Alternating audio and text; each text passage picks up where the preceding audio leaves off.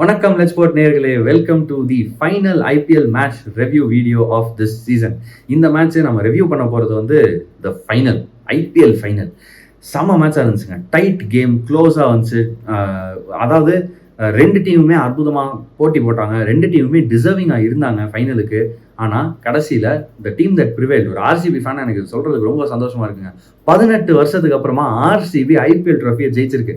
First IPL trophy for RCB அவங்களுடைய ஹிஸ்ட்ரியில். Lot more to come அப்படின்னு நான் வந்து ஆசைப்படுறேன், ஹோப் பண்ணுறேன். I hope there is more than a few trophies coming in the future. ஆனால் முதல் ட்ராஃபி கிடச்சிருச்சு. இனிமேல் அந்த ஒரு கேட்டை வந்து ஓப்பன் பண்ணி விட்டாச்சு. இதுக்கப்புறம் மற்ற டீம்ஸ் மாதிரி சக்ஸஸ்ஃபுல்லாக கன்சிஸ்டண்ட்டாக இருக்கணும் அப்படின்றது தான் கோலாக இருக்கும்னு நான் நினைக்கிறேன். Which is an easier goal to achieve. ஒரு டீமுக்கு வந்து ஒரு விக்ட்ரி வந்துருச்சு, இதுக்கப்புறம் இதே மாதிரியே ஜெயிச்சுக்கிட்டே இருக்கணும் அப்படின்னு நினைக்கிறது ஒரு ஸ்லைட்லி ஈஸியர் கோல். இத்தனை வருஷம் ஜெயிக்கவே இல்லை, ஒரு வாட்டியாச்சும் அந்த ஃபர்ஸ்ட் ட்ராஃபியை நம்ம ஜெயிச்சே ஆகணும் அப்படின்னு இருக்கிறது அந்த டெஸ்பிரேஷன், அது ரொம்பவே கஷ்டம். இந்த வருஷம் வந்து அவங்க நர்வ்ஸை ஹோல்ட் பண்ணாங்க. ஒரு நல்ல கேப்டன் இருந்தாங்க அவங்க சைடுக்கு. ப்ராப்பராக கூலாக காமாக டீமை கேப்டன் பண்ணி அந்த ஃபினிஷ் லைன் வரைக்கும் எடுத்துகிட்டு போனார். ஒரு நல்ல கோச், நல்ல கோச்சிங் ஸ்டாஃப், அது பேட்டிங் கோச் தினேஷ் கார்த்திகா இருக்கட்டும், பவுலிங் கோச்சாக இருக்கட்டும், ஃபீல்டிங் கோச்சாக இருக்கட்டும், மலோலன் ரங்கராஜன் ஸ்கவுட்டு, எல்லாருமே ஓவரால் நல்லா ஒர்க் பண்ணியிருந்தாங்க. டைரக்டர் ஆஃப் கிரிக்கெட் ஆபரேஷன்ஸ்ன்ற மாதிரி ஒரு ரோலில் மோ போபாட்னு ஒருத்தர், அவரும் ஃபினாமினலாக ஒர்க் பண்ணியிருந்தாரு. ஓவரால் இந்த சீசனில் ஆர்சிபிக்கு எல்லாமே கிளிக் ஆச்சு. அது சப்போர்ட் ஸ்டாஃப்லேருந்து பிளேயர்ஸ் வரைக்கும், பிளேயர்ஸுடைய பர்ஃபார்மன்ஸஸ் வரைக்கும் எல்லாமே கரெக்டாக கிளிக் ஆச்சு அப்படின்றதையும் பார்த்தோம். ஒரு ஸ்ட்ரோக் ஆஃப் லக்கும் இருந்துச்சுங்க.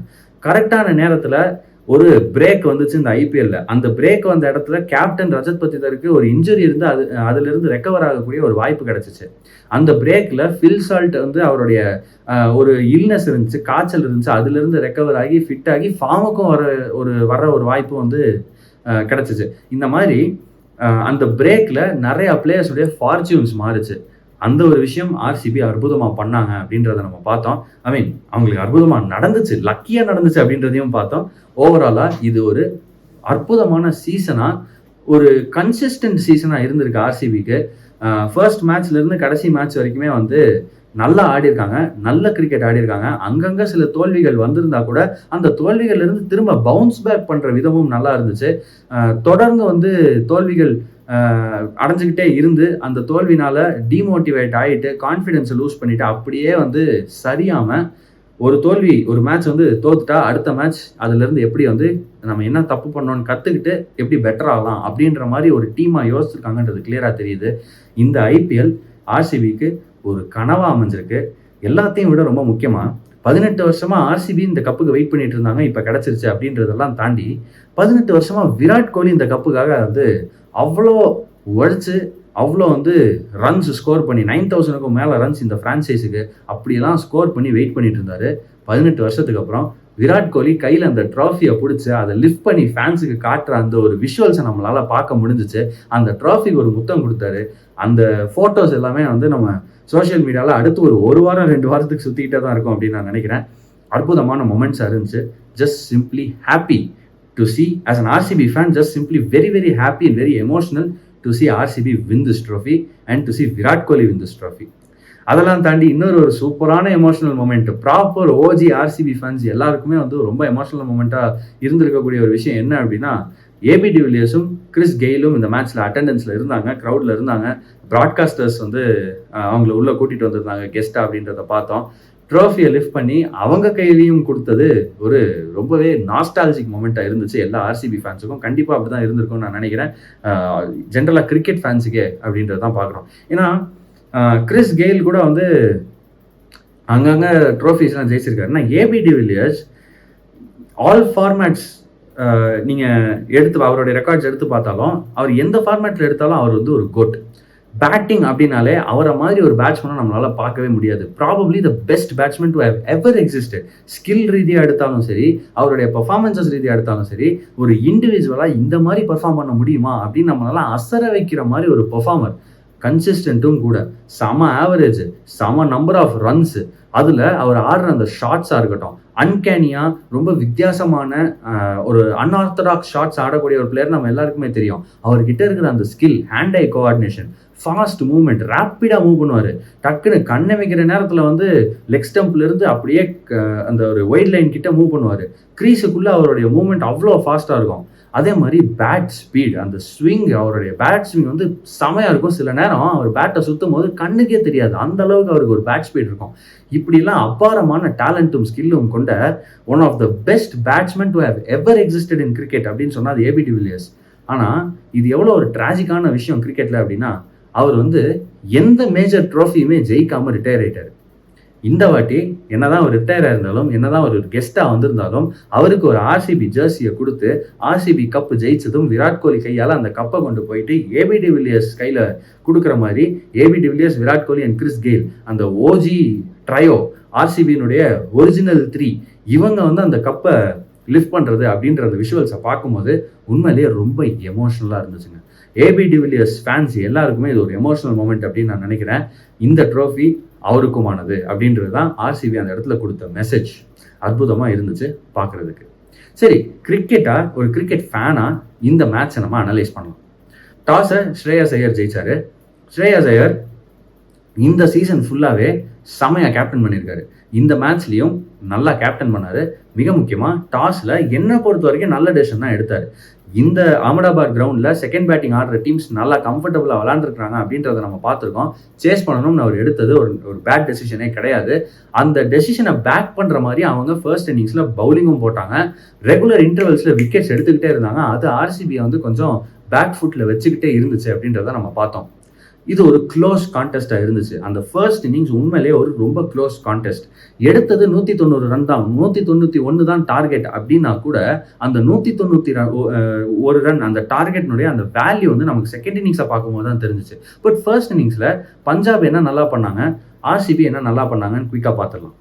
பஞ்சாப் வந்து ரொம்ப கிளியராக ஒரு பிளானோட போயிருந்தாங்க. இந்த கிரவுண்டில் ஸ்லோவர் ஷார்ட் பால்ஸ் ஒர்க் ஆகுது, back of line deliveries into the wicket, slower balls cutters போட்டால் அது ஒர்க் ஆகுது அப்படின்றத கிளியராக புரிஞ்சுக்கிட்டாங்க. அது அஸ்மத்துல்லா உமர்சாயா இருக்கட்டும், கைல் ஜேமிசனாக இருக்கட்டும், வைஷாக் விஜயகுமாராக இருக்கட்டும், அஷ்தீப் சிங்காக இருக்கட்டும், 4 பேருமே அதை பர்ஃபெக்டாக பண்ணாங்க.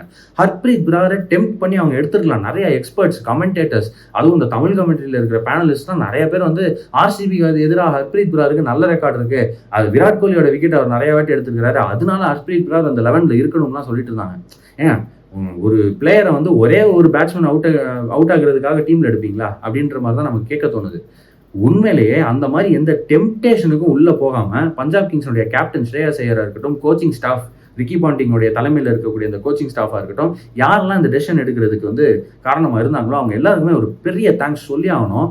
ஏன்னா ஹர்ப்ரீத் பிராரை அவங்க எடுத்துருக்கலாம், டெம்ப்ட் ஆகிருக்கலாம் அந்த ஒரு மேட்சப்புக்காக, நான் விராட் கோலி விக்கெட் எடுக்கிறதுக்காக நான் ஹர்ப்ரீத் பிராரை உள்ளே கொண்டு வரேன்னு. ஆனால் இந்த விக்கெட்டில் பெருசாக டேர்ன் ஆகாதப்போ குருணால் பாண்டியா மாதிரி நீங்கள் இன்டெலிஜென்ட்டாக இருந்தால் நல்லா போடலாம். ஆனால் நீங்கள் இந்த மாதிரி விக்கெட்டில் கொண்டு வந்து ஹர்ப்ரீத் பிராரை போட்டிங்கன்னா ரஜத் பத்தி தான் பெரிய இன்னிங்ஸ் அடிச்சிருப்பாரு. 200க்கு மேலே கண்டிப்பாக அந்த ஸ்கோர் போயிருக்கும்.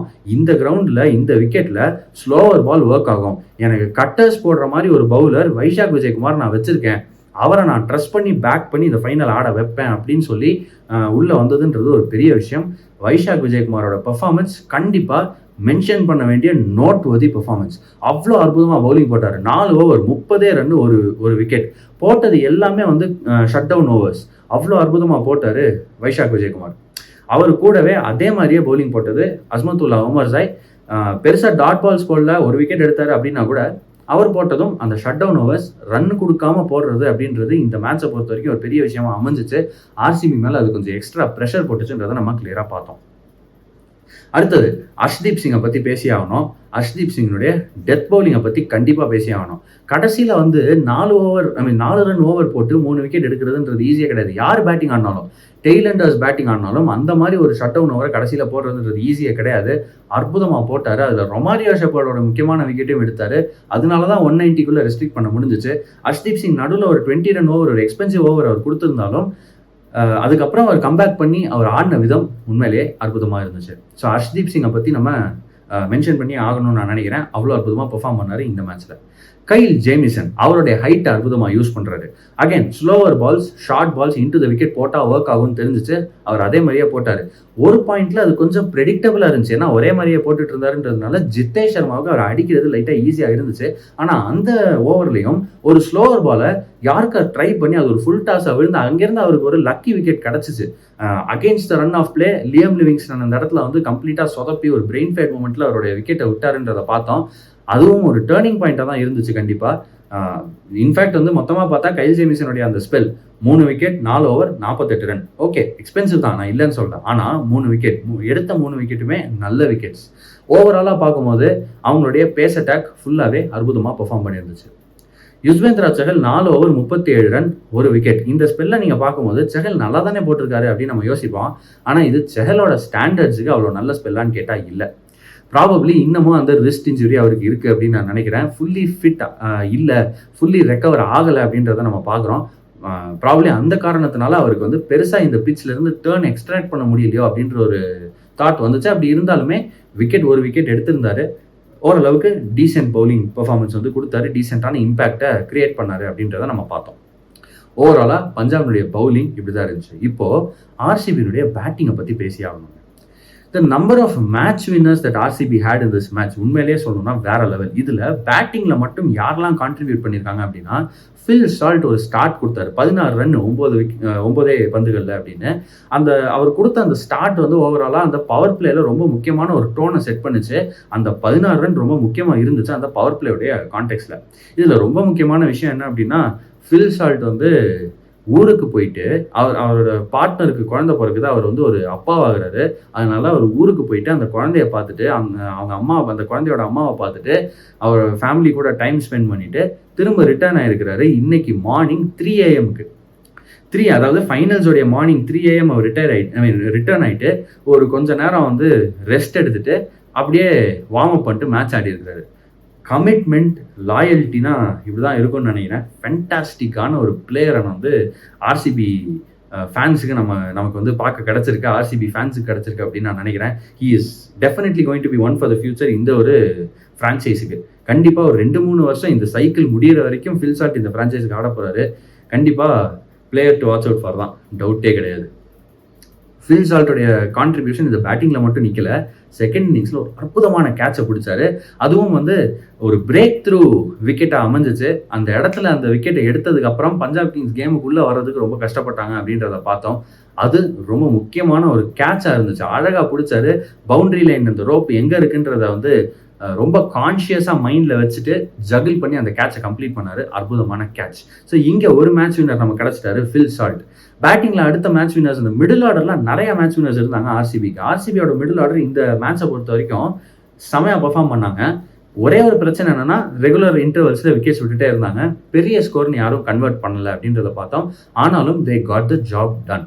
மயங்க் அகர்வால் 24 ரன்ஸ், சம இன்னிங்ஸ் இந்த context of the game. Power பிளேல நல்ல பவுண்டரிஸ் அடித்து ஸ்கோரிங் ரேட்டை அதிகமாக்குனாரு. அடுத்தது அந்த மிடில் ஓவர்ஸில் வந்து ரஜத் பத்திதர், அவரும் ஒரு 20 ரன்களுக்கு மேலே அடித்தார். அதுக்கப்புறம் வந்து லியம் லிவிங்ஸ்டன், அவர்கிட்டேருந்து ஒரு 20 ரன் வந்துச்சு. அண்ட் ஜித்தேஷ் சர்மா எப்படிங்க ஆடுறாரு, செமையாக இருந்துச்சு பார்க்குறதுக்கே. 10 பால் 24 ரன், 2 6 2 4, எல்லாமே அன்ஆர்த்தடாக்ஸ் ஷாட்ஸு. அதில் ஒரு லேப் ஷாட் ஆடுறாரு, பேக் ஆஃப் லென்த் டெலிவரியை ஸ்ட்ரெயிட்டாக அந்த பாலை ஃபேஸ் பண்ணுற மாதிரி நின்றுட்டு தலைக்கு மேலே தூக்கி அடிக்கிறதுன்றதெல்லாம் வந்து இந்த மாதிரி ஷாட்லாம் யாராலையும் ஆட முடியாது அப்படின்ற மாதிரி இருந்துச்சு. ஜித்தேஷ் சர்மா ஆடின அந்த ஷாட்ஸ் ஃபேண்டாஸ்டிக்காக இருந்துச்சு, கேமையே மாற்றிருச்சு. Turning point in the batting இன்னிங்ஸ்னால் அது ஜித்தேஷ் சர்மா தான். அப்படி ஒரு இன்னிங்ஸை வந்து ஜித்தேஷ் சர்மா கொடுத்தாரு. லியம் லிவிங்ஸ்டன் கிட்ட இருந்தும் வேல்யூபிள் கான்ட்ரிபியூஷன்ஸ் இந்த மேட்ச் வந்துச்சு. எப்படி ஃபில் சால்ட் வந்து வெறும் பேட்டால மட்டும் பெர்ஃபார்ம் பண்ணல, அதே மாதிரி செகண்ட் இன்னிங்ஸ்ல ஒரு முக்கியமான கேட்ச் எடுத்து மேட்சை திருப்பி கொடுத்தாரு லியம் லிவிங்ஸ்டன். அதுவும் ஒரு அற்புதமான ஒரு மொமெண்ட். ரஜத் பத்திதர் இஸ் கேப்டன், செம்ம ஸ்டார்ட் கிடச்சிச்சு. கண்டினியூ பண்ண முடியல அப்படின்னாலும் இதுவும் ஒரு நல்ல வேல்யூபிள் கான்ட்ரிபியூஷனாக இருந்துச்சு இந்த கான்டெக்ட் ஆஃப் தி கேம். கடைசியாக ரொமாரியோ ஷெப்பர்ட் ஒரு 6 அடித்தார், ஒரு 4 அடித்தார். பேட்டிங்கில் கொஞ்சம் அன்கன்வின்சிங்காக இருந்தாலும், கொஞ்சம் டிசப்பாயிண்டிங்காக இருந்தாலும், பவுலிங்கில் அதுக்கு ஈடு கட்டிட்டாரு அப்படின்றத நம்ம பார்த்தோம். ஓவராலாக நிறையா மேட்ச் வின்னர்ஸ் ஆர்சிபிக்கு. இந்த காரணத்தினால தான் அவங்களால அந்த 190 ரீச் பண்ண முடிஞ்சிச்சு. என்னடா இத்தனை பேர் சொல்லியிருக்கேனே, ஒரு பேரை சொல்லலையே அப்படின்னு நீங்கள் யோசிப்பீங்க. விராட் கோலி 35 பந்துகளில் 43 ரன் அடிச்சிருக்காரு அப்படின்றத நம்ம பார்க்குறோம். 120 at strike rate, 122 strike rate கம்மியாக இருக்குது, பெருசாக அடிக்கலை, ஆக்சிலரேட் பண்ணியிருக்கலாம் அப்படின்லாம் சில எக்ஸ்பர்ட்ஸ் சொல்கிறாங்க. 20 பால் தாண்டின உடனே ஆக்சிலரேட் பண்ணியிருக்கலாம் அப்படின்னு. அந்த மாதிரி கணக்கெல்லாம் நம்மளால் வந்து ஈஸியாக சொல்ல முடியும் இந்த ஸ்கோர் கார்டை பார்த்தா. ஏன்னா இந்த ஸ்கோர் கார்டை பார்க்கும்போது மற்ற பிளேயர்ஸ் அடித்ததெல்லாம் கம்பேர் பண்ணும்போது என்னடா இவர் 35 பால் ஃபேஸ் பண்ணி வெறும் 43 ரன் தான் அடிச்சிருக்காரு அப்படின்ற மாதிரி இருக்கும். அடிக்க ட்ரை பண்ணார், படலை. இந்த பிச்சில் வந்து ஸ்லோவர் பால் செமையாக ஒர்க் ஆச்சு, அதனால வந்து டைம் பண்ணால் கூட பவுண்டரி போகலை. அதெல்லாம் நம்ம பார்த்தோம். செகண்ட் இன்னிங்ஸில் பஞ்சாப் எவ்வளோ கஷ்டப்பட்டாங்கன்றதை பார்க்கும்போதே நமக்கு புரிஞ்சிருக்கும் விராட் கோலி இந்த இன்னிங்ஸை ஆடலைன்னா ஆர்சிபி இந்த ஸ்கோர் அடிச்சிருக்க மாட்டாங்க அப்படின்னு. இது ஒரு பக்கம். இந்த ஸ்கோர் போர்டை பார்க்குறத விட்டுட்டு நீங்கள் ஸ்கோர் போர்ட் பார்க்குற ஆப்பில் பார்ட்னர்ஷிப்ஸ்னு ஒரு ஆப்ஷன் இருக்கும். நீங்கள் அதை செலக்ட் பண்ணி பார்த்தீங்கன்னா ஃபென்டாஸ்டிக்காக இருக்கும். உங்களுக்கு ஒரு ஐடியா கிடைக்கும் ஏன் இந்த ஒரு இன்னிங்ஸ் ரொம்ப முக்கியமான ஒரு இன்னிங்ஸ் அப்படின்னு. விராட் கோலி ஃபில் சால்ட் கூட ஒரு பார்ட்னர்ஷிப்போட ஆரம்பிக்கிறாரு. அந்த பார்ட்னர்ஷிப் ஃபில் சால்ட்டோடைய விக்கெட்டோடைய பிரேக் ஆயிடுது. அது ஒரு ஏர்லி விக்கெட் தான் பை டெஃபினிஷன். அதுக்கப்புறம் மயாங்க் அகர்வால் கூட ஒரு 35 ரன்க்கு மேலே வந்து ஒரு பார்ட்னர்ஷிப் போடுறாரு. அதுக்கு அடுத்த பார்ட்னர்ஷிப் ரஜத் பத்திதர் கூட, அதுவும் ஒரு பெரிய பார்ட்னர்ஷிப் தான் இந்த கான்டெக்ட் ஆஃப் த கேம். பெரிய பார்ட்னர்ஷிப் அப்படின்னு இந்த கேமில் நம்ம சொல்கிறது 30 ரன்களுக்கு மேலே இருக்கிற பார்ட்னர்ஷிப்ஸ் தான். அதுக்கப்புறம் ரஜத் பத்திதருடைய விக்கெட் போனதுக்கு அப்புறமும் கூட அவர் வந்து லியம் லிவிங்ஸ்டன் கூட ஒரு பார்ட்னர்ஷிப் போடுறாரு. இந்த மாதிரி தொடர்ந்து 3 டிஃபரெண்ட் பேட்ஸ்மேனோட பார்ட்னர்ஷிப்ஸ் போட்டுக்கிட்டே இருக்காரு விராட் கோலி. அந்த பார்ட்னர்ஷிப்ஸ் ரொம்ப முக்கியமான ஒரு விஷயமா அமையுது இந்த கான்டெக்ட் ஆஃப் த கேம். அதை வந்து நம்ம புரிஞ்சுக்கிட்டே ஆகணும் அப்படின்னு நான் நினைக்கிறேன். இந்த மாதிரி 4 பிளேயர்ஸோட Phil Salt, Mayank Agarwal, Rajat Patidar, Liam Livingstone, இந்த 4 பேர் கூடயும் பார்ட்னர்ஷிப் போட்டிருக்காரு. இதில் ஃபில் சால்ட் கூட 18 ரன் பார்ட்னர்ஷிப். செகண்ட் வந்து மயாங்க் அகர்வால் கூட 38 ரன், பத்திதர் கூட 40 ரன், லியம் லிவிங்ஸ்டன் கூட 35 ரன் அப்படின்னு வரிசையாக 4 பார்ட்னர்ஷிப் ஸ்டிச் பண்ணியிருக்காரு. இந்த 4 பார்ட்னர்ஷிப்ஸுக்கு அப்புறம் 5ஆவதாக வந்த ஒரு பார்ட்னர்ஷிப் தான் மேட்ச் சேஞ்சிங் பார்ட்னர்ஷிப். அது லியம் லிவிங்ஸ்டனுக்கும் ஜிதேஷ் சர்மாவுக்கும். ஆனால் அந்த பார்ட்னர்ஷிப் வர்றதுக்கான அந்த ஒரு பிளாட்ஃபார்மை செட் பண்ணி கொடுத்தது இந்த விராட் கோலியோட இன்னிங்ஸ். அவர் வந்து எப்படின்னா வீடு கட்டுறப்ப செங்கலுக்கு நடுவில் வைக்கிற சிமெண்ட் மாதிரி இந்த ஒவ்வொரு பார்ட்னர்ஷிப்புக்கும் ஒரு சிமெண்ட்டாக இருந்திருக்காரு இந்த இன்னிங்ஸை பொறுத்த வரைக்கும். இந்த இன்னிங்ஸ் வரலன்னா 190 ஆர்சிபி அடிச்சிருக்க வாய்ப்பே கிடையாது. ஸ்லோவாக ஆடினாலும் அவரால் தான் இந்த ஸ்கோரையாவது நம்ம வந்து அடிக்க முடிஞ்சிச்சு அப்படின்றது தான் ஆர்சிபி ஃபேன்ஸ் மைண்டில் வச்சுக்கணும் அப்படின்னு நான் நினைக்கிறேன். அற்புதமான இன்னிங்ஸ் விராட் கோலி கிட்ட இருந்து.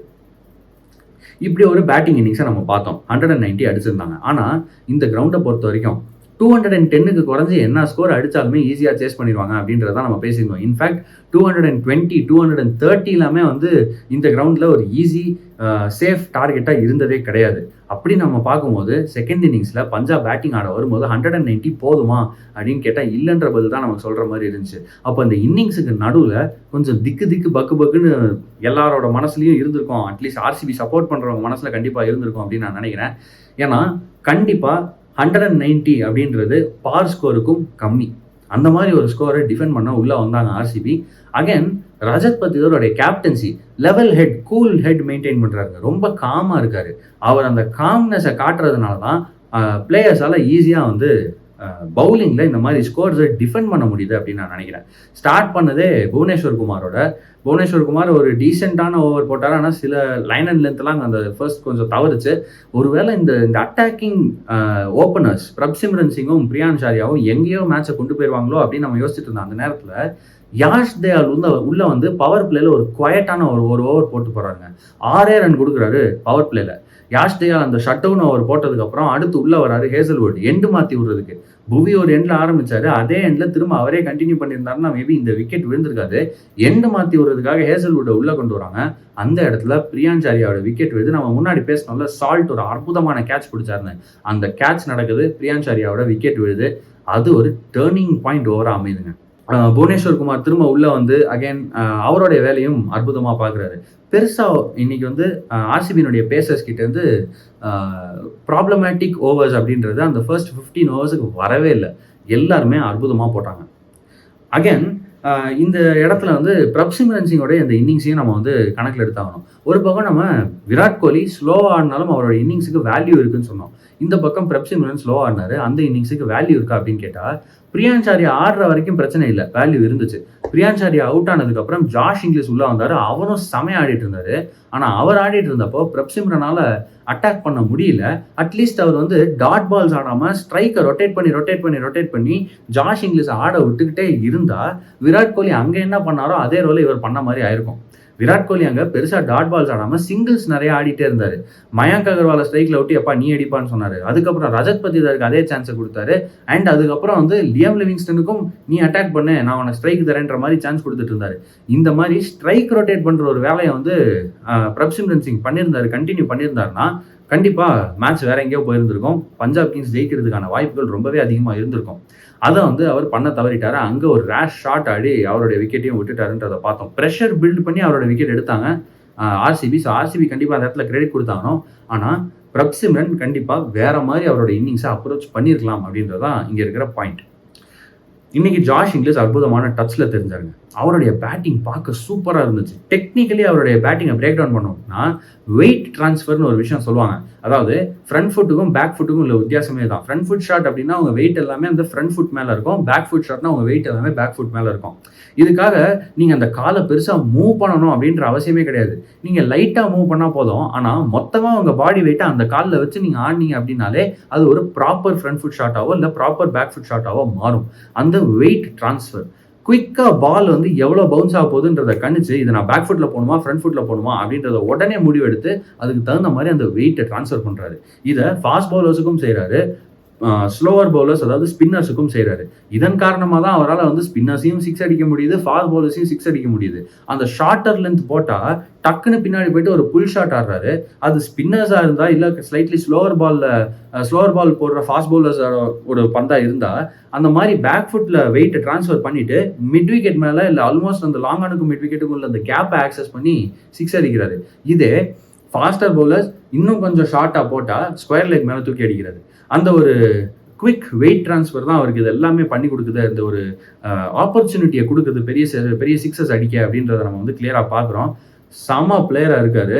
One player to watch out for ஃபியூச்சரில். ஆஸ்திரேலியாவுக்கும் சரி ஐபிஎல்லையும் சரி பெரிய லெஜெண்ட் ஆகிறதுக்கான எல்லா வாய்ப்புகளும் இருக்குது. அவருடைய அந்த டிமீனராக இருக்கட்டும், அதாவது அவருடைய அந்த நடை உடை பாவனை அப்படி அந்த மாதிரியா இருந்தாலும் சரி, இல்லை அவருடைய அந்த பேட்டிங் ஸ்டைலாக இருந்தாலும் சரி, கொஞ்சம் ஸ்லைட்டாக நமக்கு பிரெண்டன் மெக்கலம் ஃபீல்லாம் கொடுக்குது அப்படின்ற மாதிரிலாம் நிறைய பேர் சொல்லிட்டு இருந்தாங்க. எனக்கும் அந்த மாதிரி தான் இருந்துச்சு. ஓவரால் பார்க்கும்போது Josh English is a player to watch out for the future. இன்னைக்கு செமையாக ஆடிட்டு இருந்தார். அவர் அந்த நல்ல ஃப்ளோவில் போயிட்டு இருந்தப்ப ஆப்போசிட்டில் அவருக்கு சப்போர்ட் பண்ணுற மாதிரி, அவருக்கு ஸ்ட்ரைக்கை ஃபீட் பண்ணுற மாதிரியான பிளேயர்ஸ் இல்லைன்றதை தான் நம்ம பார்த்தோம். பிரப்சிம்ரன் அவுட் ஆனதுக்கப்புறம் ஸ்ரேயாஸ் ஐயர் உள்ள வந்தார். இங்கே ரஜத் பத்திதருடைய கேப்டன்சி மாஸ்டர் கிளாஸை பற்றி பேசி ஆகணும். ரஜத் பத்திதருக்கு இங்கே என்ன பிரச்சனை நடந்துச்சுன்னு பார்த்தீங்கன்னா 2 over of Hazlewood already power பிளேயில் முடிச்சிட்டாங்க. அதில் ஒரு ஓவர் வந்து விக்கெட்லெஸ்ஸாக போச்சு. இன்னொரு ஓவர் வந்து ஹேசல்வுட் திரும்ப வரும்போது அந்த பிரியான்ஸ் ஆர்யா விக்கெட் எடுத்தார் அப்படின்றத நம்ம பார்த்துருந்தோம். 2 ஓவர் ஆல்ரெடி முடிஞ்சிச்சு. இப்போ ஸ்ரேயாஸ் ஐயர் பேட்டிங் வந்திருக்காரு. இந்த இடத்துல ஹேசல்வுட்டோட 3வது ஓவரை இங்கேயே முடிக்கணுமா? அப்போ டெத்தில் யார் பவுலிங் போடுவா அப்படின்ற ஒரு கேள்வி அவருக்கு இருந்திருக்கும். அப்போது டக்குன்னு யோசிச்சிருக்காரு. எக்ஸ்ட்ரா பவுன்ஸ் தான் ஸ்ரேயஸோட விக்கெட்டை வந்து எடுக்கிறதுக்கு ஹெல்ப் பண்ணியிருக்கு. அப்போ எக்ஸ்ட்ரா பவுன்ஸை நான் வேற எந்த பவுலரை வச்சு போட முடியும்? சரி, ஹைட்டாக பலமாக ஒருத்தர் இருக்காரு, ரொமாரியோ ஷெப்பர்ட். அவரை கூப்பிட்டு வந்து slower balls into the wicket போடுப்பா, இல்லை நீ ஸ்லோவர் பால் கூட பண்ண வேணாம், ஜஸ்ட் இன்டு த விக்கெட் போடு, இந்த விக்கெட்டில் நின்று வருது, கொஞ்சம் ஸ்லைட்லி எக்ஸ்ட்ரா பவுன்ஸ் உன் ஹைட்டுக்கு ஜென்ரேட் பண்ணலாம் அப்படின்ற நம்பிக்கையில் ரொமாரியோ ஷெப்பர்ட் கிட்ட பாலை கொடுத்தாரு. ஒரு ரேஷ் ஷாட் ஆடினாருங்க ஸ்ரேயாஸ் ஐயர். இதே மாதிரி ஷாட்ஸு 4 வாட்டி ஆடி 3 வாட்டி அவுட் ஆயிருக்காரு இதே ஐபிஎல்ல. இந்த மாதிரி ஒரு ரேஷ் ஷாட் ஆடி ஸ்ரேயாஸ் ஐயர் மாதிரி ஒரு பேட்ஸ்மேன் அவுட் ஆகுறாரு அப்படின்னா கொஞ்சம் கவலையான ஒரு விஷயம் தான். பட் அகைன் இது ரொமாரியோ ஷெப்பர்ட் அவங்களுடைய 6th பவுலிங் ஆப்ஷன். இவர் அட்டாக் பண்ணால் ஈஸியாக இருக்கும் சேஸ் பண்ணான்னு ஒரு கணக்கு எடுத்துருக்கலாம். அந்த கணக்கில் ட்ராப்பில் மாட்டி அவர் அவுட் ஆகிட்டாருன்றதை நம்ம பார்த்தோம். எப்படி அந்த ஃபர்ஸ்ட் மேட்ச்சில் அதாவது குவாலிஃபயர் 1ல் வந்து அவர் அவுட் ஆனாரோ அதே மாதிரி டிஸ்மிஸலாக இருந்துச்சு. அது ஹேசல்வுட்டுக்கு, ஆனால் இது ரொமாரியோ ஷெப்பர்டுக்கு. இங்கே தாங்க Rajat Patidar stood out as captain. என்னை பொறுத்த வரைக்கும் ரஜத் பத்திதர் வந்து ஹேசல்வுட்டால் என்ன பண்ண முடியுமோ அதே விஷயம் ரொமாரியோ ஷெப்பர்டால் பண்ண முடியும்னு நம்பி அவர்கிட்ட பாலை கொடுத்துருக்கிறாரு அப்படின்னா அவர்கிட்ட இந்த கேப்டன்சி ஸ்கில்ன்றது ஏராளமாக இருக்குது. ப்ராபப்ளி அவரும் ஒன் ஃபார் த ஃபியூச்சராக இருப்பாரோ அப்படின்ற கேள்வி கண்டிப்பாக வருது. இந்தியன் டீமுக்கு இல்லை அப்படின்னாலும் ஐபிஎல்ல கண்டிப்பாக ஒன் ஃபார் த ஃபியூச்சர் தான். ஒரு ஸ்டார் ரஜத் பத்திதர், அதில் எந்த விதமான டவுட்டுமே கிடையாது. ரஜத் பத்தியோட கேப்டன்சி பற்றி பேசினோம். செகண்ட் இன்னிங்ஸில் வந்து இத்தனை பவுலர்ஸ், ஹேசல்வுட் நல்லா போட்டாருன்னு சொன்னோம், புவனேஸ்வர் குமார் டீசெண்டாக போட்டாருன்னு சொன்னோம். இன்ஃபேக்ட் அவர்கிட்ட இருந்தும் சில ஷட் டவுன் ஓவர்ஸ் வந்துச்சு அப்படின்றத நம்ம பார்த்தோம். மிக முக்கியமாக ஷட் டவுன் ஓவர் மேலே ஷட் டவுன் ஓவர் போட்டுட்டு இருந்தது யாஷ் தயால். 3 ஓவர் போட்டார், 18 ரன் தான் கொடுத்தாரு. எல்லாம் போட்டதுக்கு எல்லாமே ஷட் டவுன் ஓவர். ஸோ ஓவராலாக பார்க்கும்போது இந்த ஃபாஸ்ட் பவுலர்ஸ் எல்லாருமே நல்லா போட்டிருந்தாங்க. இப்போ ஸ்பின்னர்ஸை பற்றி பேசி ஆகணும். ஸ்பின்னர்ஸில் ஸ்ரேயாஸ் ஐயர் பேட்டிங் உள்ளே வர்றதுக்கு முன்னாடி யார் போட வந்தான்னு பார்த்தா சுயாஷ் சர்மா இம்பாக்ட் பிளேயராக உள்ளே வந்தார். ஒரு ஓவர் போட்டார், எக்ஸ்பென்சிவாக இருந்தார். He got taken down by Prabhsimran and Josh Inglis. அந்த இடத்துல அதுக்கு அடுத்த ஓவர் அவங்க வந்து பிரப்சிம்ரனோட விக்கெட் எடுத்தாங்க. ஸ்ரேயாஸ் ஐயர் உள்ளே வந்துட்டாருன்னு தெரியுது. இந்த இடத்துல மறுபடியும் சுயாஷ் சர்மாவை கொண்டு வந்தால் ஒரு லெக் ஸ்பின்னர் ஸ்ரேயாஸ் ஐயருக்கு ஒரு ஃபேவரபிள் மேட்சப்பாக இருப்பார், அவர் அடிச்சிருவார். அது ஒரு பாயிண்டிங்க. இன்னொன்று, மொதல் ஓவர் எக்ஸ்பென்சிவாக இருந்திருக்கு, திரும்ப உடனே அவருக்கு ஓவர் கொடுத்தா ஒருவேளை அவர் வந்து காலி ஆயிடுவாரோ அப்படின்ற ஒரு பிரச்சனை வந்து, அதாவது காலி ஆயிடுவார் அப்படின்னு சொல்கிறது வந்து இன் டர்ம்ஸ் ஆஃப் ஒரு மென்டல் ஸ்ட்ரென்த் அவருக்கு இருக்காது, அந்த எந்தூசியாசம் இருக்காது. அவர் வந்து ஒரு ப்ரெஷரில் பவுலிங் போடுவார், அப்போ அவருடைய பவுலிங் ஃபிகர்ஸ் இன்னும் மோசமாக போயிடும் அப்படின்ற மாதிரி யோசிச்சாரா என்னன்னு தெரில. ரஜத் பத்திதார் அவருக்கு ஓவர் கொடுக்காம ரொமாரியோ ஷெப்பர்டுக்கு ஓவர் கொடுத்து ஸ்ரேயாஸோட விக்கெட் எடுப்பார். அதுக்கப்புறம் திரும்ப சுயாஷ் சர்மாவை கொண்டு வரும்போது அவர் செம எக்கனாமிக்கலாக இருப்பார். சரி, சுயாஷ் சர்மாவை பற்றி பேசிட்டோம். இந்த மேட்ச்சில் அவரும் சில ஷட் டவுன் ஓவர்ஸ் போட்டு நல்லா பவுலிங் போட்டு கொடுத்தாரு அப்படின்றத பார்த்தோம். ஆனால் ஷட் டவுன் ஓவர் போடுறதா இருக்கட்டும், முக்கியமான விக்கெட்ஸ் எடுக்கிறதா இருக்கட்டும், எல்லாத்தையுமே கலக்கலாக செஞ்சு முடிச்சது Krunal Pandya, man of the match. Pandya இந்த ட்ரோஃபியை ஜெயிச்சு கொடுத்தாரு ஆர்சிபிக்கு. அப்படியே தான் சொல்லணும். மேட்ச் வின்னிங் பெர்ஃபார்மன்ஸ் அற்புதமாக இருந்துச்சு பார்க்குறதுக்கு. 4 over 17 run 2 wicket. Match winning bowling performance அற்புதமாக இருந்துச்சு. அவருடைய அந்த மிடில் ஓவர்ஸை கண்ட்ரோல் பண்ணுற அந்த விதம் தான் ஆர்சிபிக்கு மேட்ச் ஜெயிச்சு கொடுத்துச்சு அப்படின்னு நான் நினைக்கிறேன். இந்த ஐபிஎல் ஃபுல்லாக வந்து லெஃப்ட் ஹேண்டட் பேட்ஸ்மேனுக்கு லெஃப்ட் ஆர்ம் ஸ்பின்னர்ஸ் போடக்கூடாதுன்னு ஏதோ அன்ஸ்போக்கன் ரூல் இருக்கிற மாதிரி நினச்சிக்கிட்டு கேப்டன்ஸ்லாம் அந்த மாதிரி டெசிஷன்ஸ்லாம் எடுத்துகிட்டு இருக்காங்க. அதெல்லாம் ஒன்றும் கிடையாதுடா அப்படின்ற மாதிரி நேஹல் வதேராக்கு லெஃப்ட் ஆர்ம் ஸ்பின்னர் இந்த மாதிரி பவுலிங் போட்டிருக்காரு அப்படின்னா வேற லெவல். நேஹல் வதேரா அவ்வளோ டாட் பால்ஸ் ஆடினதுக்கு காரணமே குருணால் பாண்டியாவோட பவுலிங் தான். நேஹல் வதேரா அவ்வளோ டாட் பால்ஸ் ஆடினதுனால அடுத்தது ஜாஷ் இங்கிலிஷனுடைய விக்கெட் விழுந்துச்சு. ஜாஷ் இங்கிலிஷனுடைய விக்கெட் விழுந்ததும் பஞ்சாப் கிங்ஸுக்கு அங்கேருந்து ஒரு டீரெயில் ஸ்டார்ட் ஆச்சு அப்படின்றத பார்த்தோம். ஒரு எண்டில் சஷாங்க் சிங் வாட்டுக்கு அவர் தனியாக ஒரு இன்னிங்ஸ் ஆடிட்டு இருந்தார். ஆனால் அவருக்கு சப்போர்ட் பண்ண இந்த பக்கம் ஆளே இல்லை. நேஹல் வதேரா அவுட் ஆனதுக்கப்புறம் ஸ்டாய்னிஸ் உள்ளே வந்தார். முதல் பாலே 6 அடிச்சாரா, நமக்கு வந்து ஐயோ இவர் இருக்காரே, இவர் அடிச்சிருவாரோ அப்படின்ற மாதிரி இருந்துச்சு. ஆனால் அவருடைய விக்கெட்டும் அடுத்த பாலே விழுந்தது. பாவங்க ரொம்ப சஷாங்க் சிங். அட்லீஸ்ட் ஸ்டாய்னிஸாவது கண்டினியூ பண்ணியிருந்தா சஷாங்க் சிங் அடிச்சு இந்த மேட்ச்சை ஜெயிச்சு கொடுத்துருப்பாரு. ஸ்டாய்னிஸும் அவுட்டு. உமர் சாய் உள்ள வந்தார். அவராவது இந்த இடத்துல ஒரு பார்ட்னர்ஷிப்பை பில்ட் பண்ணியிருந்தா சஷாங்க் சிங் முடிச்சு கொடுத்துருப்பாரு. அவரும் ரொம்ப நேரத்துக்கு இல்லை. இப்படியே போயிட்டு கடைசியில் கைல் ஜேமிசன் உள்ள வராரு. இப்போ சஷாங்க் சிங் இருக்கிற சுச்சுவேஷன் என்ன அப்படின்னா, அந்த பக்கம் இருக்கிறது ஒரு பவுலர். அவரை எப்படி நம்ம ஸ்ட்ரைக்கில் விட முடியும்? அப்போ சிங்கிள் எடுக்க முடியாது, நானே ஸ்ட்ரைக்கில் இருந்து நானே 6 அடிச்சு முடிக்கணும் அப்படின்ற மாதிரி ஒரு சுச்சுவேஷன். அப்போ ஆப்வியஸ்லி டாட் பால்ஸ் வரதானே செய்யும். அங்கே தாங்க மேட்சை தோத்தாங்க. பஞ்சாப் கிங்ஸ் இந்த மேட்சை இன்னமும் ஈஸியாக சேஸ் பண்ணியிருக்கலாம். 119 வெல் வித் இன் ரீச்சாக இருந்துச்சு. ஆனால் விராட் கோலி அங்கே செஞ்ச அந்த வேலையை இங்கே எந்த பேட்ஸ்மேனுமே செய்யலை. எந்த பேட்ஸ்மேனுமே பார்ட்னர்ஷிப்ஸ் அப்படின்ற ஒரு விஷயத்த மைண்டில் வச்சுக்கவே இல்லைங்க. பார்ட்னர்ஷிப்ஸே அவங்க வந்து போடலை. அந்த ஓப்பனிங் பார்ட்னர்ஷிப் வந்துச்சு, அதுக்கப்புறம் நிறைய விக்கெட்ஸ் தான் விழுந்துச்சே தவிர ஒரு பேட்ஸ்மேன் வந்து சிங்கிள் எடுத்து கொடுத்து ஸ்ட்ரைக்கை ரொட்டேட் பண்ணி ஒரு பார்ட்னர்ஷிப் பில்ட் பண்ணுறதுன்றதை நம்ம பார்க்கவே இல்லை. இங்கிலீஷ் நல்லா ஆடினாரு, சஷாங்க் சிங் நல்லா ஆடினாரு. மேபி இவங்க 2 பேரும் சேர்ந்து ஆடி இருந்தா மேட்சை ஜெயிச்சு கொடுத்துருப்பாங்க. ஆனால் இவங்க 2 பேரும் சேர்ந்து ஆடாதது I think it was just stroke of luck அப்படின்னு நான் நினைக்கிறேன் ஆர்சிபிக்கு. ஏன்னா ஒவ்வொருத்தரும் அவுட் ஆகும்போது அந்த இன்னொரு பேட்ஸ்மேன் அவுட் ஆனதுக்கப்புறம், அதாவது இங்கிலீஷ் அவுட் ஆனதுக்கப்புறம் தான் சஷாங்க் சிங் உள்ள வர்றாரு அப்படின்ற மாதிரி ஒரு நிலைமை ஏற்பட்டுருச்சு. அந்த லாட்ரி வந்து இந்த வாட்டி பஞ்சாப் கிங்ஸோட ஃபேவரில் போகல அப்படின்றத பார்க்குறோம். ஆனால் இதெல்லாம் நீங்கள் இந்த மாதிரி லாட்ரி மாதிரி சான்ஸுக்கு விட முடியாது, ப்ராபபிலிட்டிக்கு விட முடியாது. ஒரு பிளேயர் நேஹல் வதேராவுக்கு பேட்டில் படலன்னு தெரியும், ஆனால் அட்லீஸ்ட் அவராவது அந்த ஒரு பிளேயராவது இந்த மேட்ச்சில் நான் வந்து சிங்கிள் எடுத்து கொடுப்பேன், ஆப்போசிட் எண்டில் இருக்கிற பிளேயரை நான் அடிக்க விடுவேன் அப்படின்ற மாதிரி நினச்சி ஒரு இன்னிங்ஸை கன்ஸ்ட்ரக்ட் பண்ணியிருக்கணும். அவருக்கு முன்னாடி கேப்டன் ஸ்ரேயாஸ் ஐயர் அதை பண்ண ட்ரை பண்ணியிருக்கணும். அவர் ஒரு மாதிரி நக்கலாக ஒரு ஷாட் ஆடி அவுட் ஆகிட்டாரு அப்படின்றத பார்த்தோம். அதுவும் டிசப்பாயிண்டிங். சரி, அவருக்கு முன்னாடி பிரப்சிம்ரன் சிங்காவது வந்து, ஏன்னா அவரும் ஒரு ஸ்க்ராட்ச் இன்னிங்ஸ் தான் ஆடினார். 21 பால் ஃபேஸ் பண்ணார், பெருசாக ரன்ஸ் அடிக்கல. அப்படி இருக்கும்போது சரி அவராவது இல்லை, நான் இங்கேருந்து சிங்கிள்ஸ் ஓடி இவருக்கு படுது, இங்கிலீஷ் நல்லா ஆடுறாரு, ஸோ நான் அவருக்கு ஸ்ட்ரைக் கொடுத்துட்டே இருப்பேன்னு அவர் கண்டிப்பாக யோசிச்சிருக்கலாம்.